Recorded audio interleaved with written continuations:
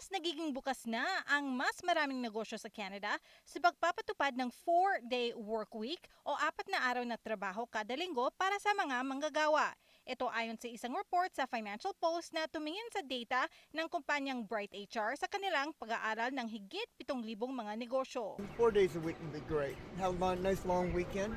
More people get to rest, and I feel like that helps with productivity. I think it's better, like for the employees' benefit, like for the mental health as well. Ayon sa pag-aaral, tumaas ng 34% ang bilang ng mga workplace sa bansa na lumipat sa 4-day work week nitong nakarang taon. Pero importante raw na alamin na dahil binabawasan ang bilang ng araw ng trabaho sa opisina, kailangan daw itaas ang productivity o pagtatrabaho ng isang empleyado ng 25% kada araw. The workload was already very stressful, very demanding already. Maybe it's hard to get overtime down, like allocated to the 4 days. Personally, I don't mind. I mean, if they give the option to choose, then choose whatever works for you, but I would probably take the extra hours so I could get the whole day off.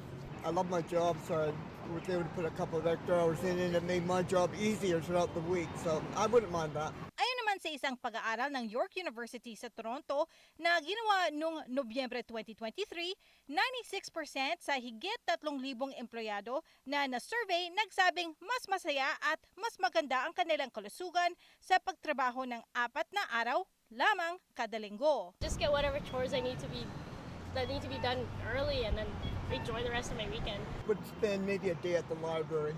Because of the commuting, like every day, so there's barely things that I can do after work. So, like lots of plans, especially with the kids.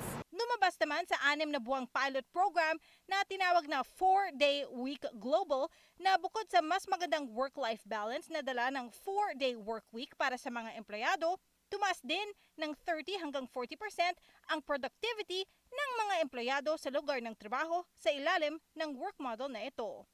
Teresa Barrera, Omni News, Vancouver.